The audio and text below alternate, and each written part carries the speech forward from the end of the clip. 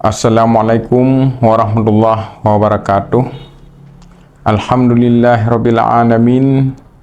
Wassalatu wassalamu ala sayyidina Muhammad wa ala alihi washabihi ajmain. Hadirin para pemirsa Habasuluh yang dirahmati Allah, pada kesempatan ini marilah kita sejenak memahami tentang konsep Lailatul Qadar, yang hal ini terjadinya di dalam bulan suci Ramadan. Nah, konsep Lailatul Qadar yang kita pahami sekarang ini mungkin dalam aspek yang berbeda. Intinya bukan hanya dalam aspek agama, tetapi kita coba untuk menjelaskan dalam aspek pendekatan komunikasi spiritual dan sains alamologi. Nah, jadi sebagaimana kita pahami selama ini, Lailatul Qadar adalah sebuah hal yang sangat kita tunggu-tunggu sebagai momen ibadah yang sangat luar biasa, sebagaimana Allah menjelaskan di dalam Al-Quran surat Al-Qadr ayat 3, yaitu Lailatul Qadri khairum min alfi syahrin.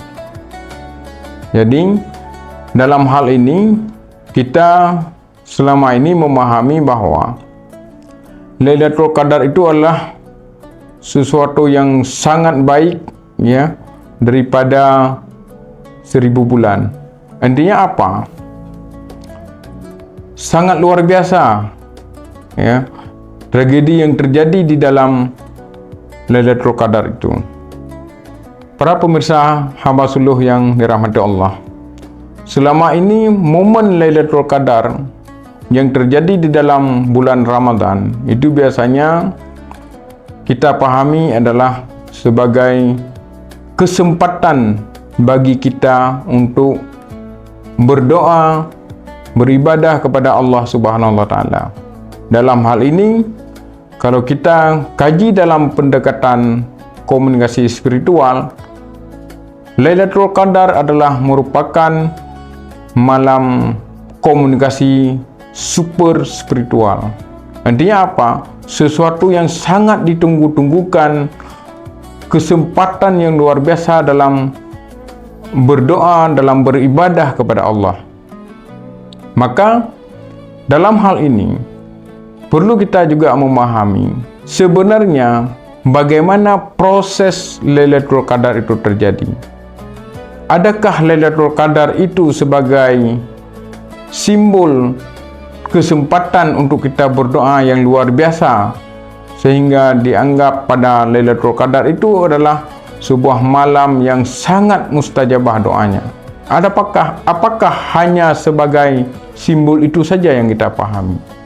Nah, dalam hal ini saya mencoba memahami Lailatul Qadar dalam konsep sains alamologi. Kenapa demikian?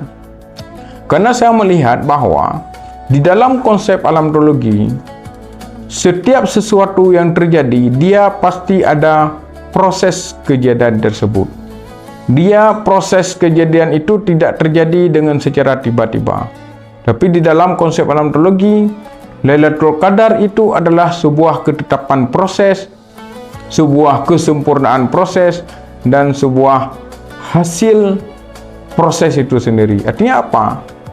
Qadar itu, ya, itu bermakna adalah sebuah ketepatan ataupun sebuah kesempurnaan daripada setiap proses. Maka di dalam alamologi, dia menjelaskan bahwa setiap proses itu diawali oleh permulaan proses ataupun titik awal proses, kemudian pergerakan proses, dan akhir daripada proses tersebut. Artinya apa? Ada titik awal, titik proses, dan akhir pada proses. Itu terus terjadi dimanapun proses alam semesta, itu pasti ada titik awal proses alam semesta, ada pergerakan proses alam semesta, dan akhir proses alam semesta itu sendiri. Nah, berkaitan dengan Lailatul Qadar, bagaimana kita menjelaskan Lailatul Qadar itu adalah sebuah momen yang bisa kita jelaskan secara sains alam teologi. Nah, seperti yang kita lihat ya pada gambar ini, ya. Ini sedikitnya saya perjelaskan sedikit. Jadi ini adalah bentuk proses alam semesta. Jadi bentuk proses alam semesta, alam ini dia semua bergerak pada garisannya masing-masing. Sebagaimana Allah menyebutkan dalam Al-Quran bahawa alam ini dijadikan dalam 6 masa. Artinya apa? 6 masa ini, maka posisi bumi adalah kesempurnaan daripada segala masa itu. Maka bumi itu ada pada titik hitam ini, ya. Kemudian ini akan bergerak, ya. Dia akan bergerak, berputar sesuai dengan garisan koordinatnya masing-masing. Dan lapisan kedua, lapisan ketiga, lapisan keempat, lapisan kelima, dan lapisan keenam, ya, ini semua bergerak. Artinya apa?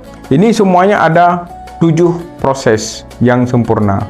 Nah, jadi proses Lailatul Qadar itu adalah pergerakan semua proses ini. Maka proses yang pertama adalah terjadi pada bumi. Bumi ini dia bergerak. Pergerakan bumi, putarannya itu adalah mengikuti arah jarum jam. Itu pergerakan putaran bumi. Kenapa demikian? Maka terbukti kenapa orang ketika melakukan tawaf itu harus melawan putarannya, itu lawan arah jarum jam. Kenapa? Karena tidak boleh melakukan pergerakan yang ada di bumi itu. Karena bumi itu pergerakannya mengikuti arah jarum jam, maka pergerakan tawaf itu harus melawan daripada arah jarum jam. Kenapa itu terjadi? Itu adalah kesempurnaan. Maka perbedaan ataupun perbedaan pergerakan antara satu arah ikut arah jarum jam dan yang kedua ikut arah lawan daripada arah jarum jam, itu adalah untuk proses keseimbangan. Proses keseimbangan itu akan menentukan kesempurnaan daripada sebuah proses itu. Nah, kemudian ketika kita katakan pada titik hitam ni umpama bumi dia berproses ikut arah jarum jam, maka lapisan alam yang pertama ini dia prosesnya bergerak lawan arah jarum jam. Kemudian yang kedua, lapisan yang kedua dia ikut jarum jam.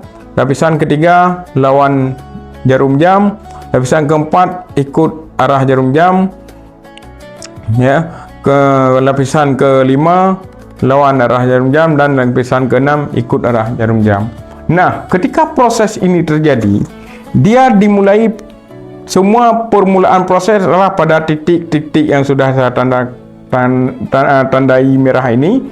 Ini seumpamanya seperti ini. Maka semua prosesnya bermula dari sini. Dari titik awal ini adalah semua sejajar titik permulaan proses. Ya.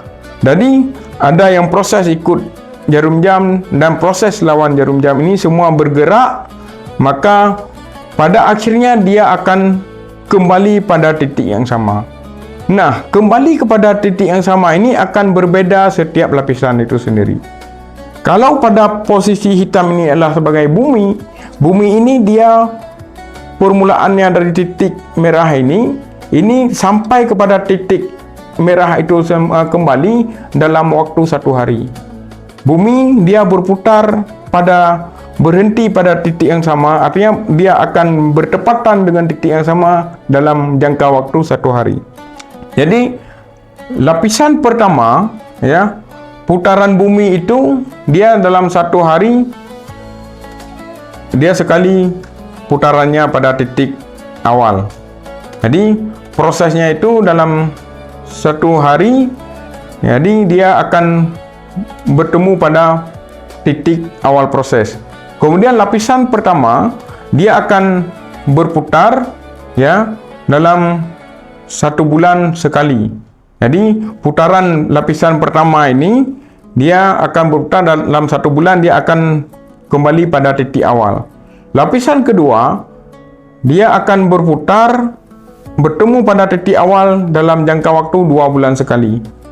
Kemudian titik ketiga itu berputar dan dia akan bertemu pada titik permulaan putarannya itu 3 bulan sekali.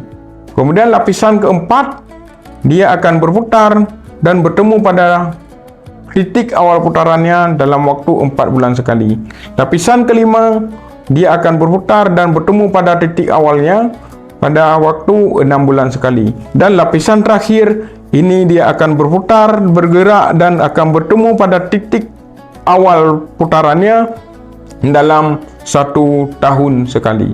Nah, dalam masa ini, maka kalau kita lihat ya, perkirakan lapisan pertama ini dia dalam 1 bulan sekali, maka pasti ketika di dalam 1 tahun dia ada 12 kali putaran. Sehingga di saat putaran yang paling tinggi ini dia 1 tahun sekali, maka pada titik yang sama ini ketika dia berjumpa ataupun kembali kepada titik awal, maka semua proses-proses lapisan-lapisan sebelumnya itu juga akan berada pada titik awal, namun dalam waktu yang sama, namun jumlah putarannya yang berbeda. Artinya ketika putaran yang paling atas yang 1 tahun sekali ini, ketika putaran ini dia pada titik awal dalam 1 tahun sekali, maka ketika ini sampai pada waktunya, maka semua proses ini juga sampai pada waktunya dalam waktu yang serentak. Artinya apa? Kalau yang lapisan yang pertama ini dia akan terjadi 12 putaran dalam 1 tahun. Lapisan kedua dia akan terjadi 6 putaran dalam 1 tahun. Lapisan ketiga dia akan terjadi 4 putaran dalam 1 tahun. Lapisan keempat dia akan terjadi 3 kali putaran dalam 1 tahun. Lapisan kelima dia akan terjadi 2 kali putaran dalam setahun. Maka semua putaran-putaran tersebut walaupun jumlah putaran yang berbeda, di saat putaran yang 1 tahun sekali ini, dia semua serentak pada garis koordinat yang sama. Maka ketika garis koordinat yang sama inilah, ini akan terjadinya proses kadar itu sendiri. Artinya apa? Dia kesempurnaan semua proses alam semesta yang terjadi dalam 1 tahun sekali. Apa yang berlaku? Apa yang terjadi di saat proses alam kadar Lailatul Qadar itu? Maka di saat proses semua pada garis yang sama ataupun pada faksi yang sama, dia akan terhenti sejenak.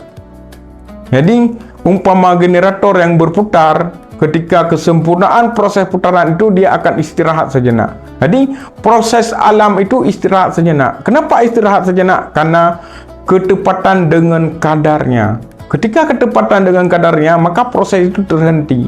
Maka di dalam saat terjadi Lailatul Qadar, maka alam semesta itu seperti sunyi, sepi, dan semua pohon-pohon dia seperti kondisi layu.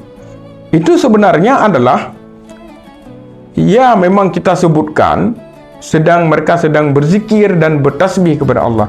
Ya, itu benar. Tapi di dalam sains alam teologi, di dalam masa tersebut itu faktor energi pada posisi kosong. Jadi faktor energi alam semesta itu pada posisi kosong. Jadi tidak ada unsur energi yang maksimal di saat itu. Artinya pada posisi kadar ini semua dalam posisi energi yang kosong. Maka pohon-pohon itu dia seperti layu. Layu itu karena tidak ada energi. Nah, itu yang terjadi di dalam Lailatul Qadar. Maka apa yang perlu kita perhatikan di sini? Ya. Maka di saat itulah kenapa disebutkan malam yang paling istijabah doanya. Ya, kenapa disebut malam yang paling luar biasa kalau kita mendoakan? Karena di saat semua energi kosong, maka kita disitulah mengupayakan bagaimana suara doa kita lah yang ada di alam semesta itu. Di saat kita melakukan berdoa, maka hanya suara doa lah, doa kita lah yang ada, yang terdengar di saat alam semesta itu dalam posisi terhenti sejenak. Ya. Maka itulah ketika doa kita panjatkan di saat yang lain sedang dalam keadaan kesempurnaan proses, maka disebutlah itu malam yang paling diistijabahkan doanya. Ya, maka dari segi pendekatan komunikasi spiritual, maka malam Lailatul Qadar itu akan menjadi momen komunikasi super spiritual. Nah, seperti itu. Nah, sebagaimana kita lihat bahwa ini adalah proses pergerakannya seperti ini, ya. Ini umpama proses pergerakannya. Kalau kita lihat konsep dasar pergerakan alam semesta adalah bentuknya seperti ini. Ya, ini biasanya kita lihat ya. Ya. Dan ini jangan salah dipahami, ini bukan bintang David, ya. Ini kalau bintang David dia segi 6 seperti ini. Ya. Ya, seperti ini. Kalau bintang David seperti ini. Ini bintang David. Ini bukan bintang David nih. Salah, jangan salah dipahami. Jadi ini adalah bentuk proses alam semesta. Maka bentuk ini kenapa paling sering kita lihat itu di mana masjid-masjid, ya. Arsitek-arsitek dalam membangun masjid, ya, dalam membuat bentuk gambar-gambar di masjid paling banyak ada gambar ini. Kenapa? Gambar ini paling sering ditemukan di situs-situs Islam. Gambar ini paling sering ditemukan di masjid-masjid. Kenapa? Inilah sebenarnya adalah proses alam semesta, ya, yang sebagaimana pergerakannya tadi, ya, dan bentuknya seperti ini. Namun kenapa saya gambarkan bentuk bulat ini ialah bentuk aktif ketika dia sedang proses. Karena semua sedang bergerak, maka benda ini pun kalau kita bergerak dengan keadaan yang cepat, maka yang terlihat adalah bulat seperti ini. Ya. Tapi kalau dia berhenti pada posisinya masing-masing, maka bentuknya seperti ini. Ya. Maka apa yang kita bisa pahamkan dalam kesempatan ini? Nah, kesempatan Lailatul Qadar itu adalah sebuah momen yang paling penting kita berdoa, beribadah kepada Allah. Kenapa? Karena itu adalah sebuah momen yang sangat luar biasa. Di saat semua konsep kadar proses alam semesta itu sudah pada titik sempurna, maka doa kita itu pun akan menjadi kekuatan yang sempurna sebagaimana kesempurnaan alam semesta itu sendiri. Maka demikianlah pada kesempatan ini perbanyakkanlah berdoa itu sebuah kesempatan yang luar biasa. Perbanyakkanlah ibadah di malam Lailatul Qadar itu adalah sebuah kesempatan yang luar biasa. Maka itulah yang perlu kita jalani bersama, kita implementasikan dalam kehidupan kita masing-masing. Dimulai daripada sekarang ini. Artinya apa? Kita tidak perlu menunggu malam Lailatul Qadar itu kapan, karena kita tidak tahu kapan proses itu terjadi, tapi proses itu seperti itu terjadinya. Nah, caranya ibadah kita itu kita mulai setiap hari. Kita tidak perlu beribadah dan berdoa itu hanya pada malam Lailatul Qadar, tapi kita beribadahlah dan berdoalah, berbuat baiklah. Ya, karena sebaik-baik manusia adalah yang berbuat baik kepada orang lain, yang memberi manfaat kepada orang lain. Maka berbuat baiklah selama bulan puasa. Bahkan bukan hanya dalam bulan puasa, di dalam hari-hari biasanya. Tidak mesti berbuat baik, berdoa, beribadah itu menunggu bulan puasa, dan tidak mesti berdoa dan berbuat baik, ya, beribadah itu menunggu Lailatul Qadar. Maka demikianlah para pemirsa hamba suluh yang dirahmati Allah, demikianlah kesempatan kali ini. Lebih dan kurang saya mohon maaf. Wallahul muwafiq ila aqwamit thariq. Assalamualaikum warahmatullahi wabarakatuh.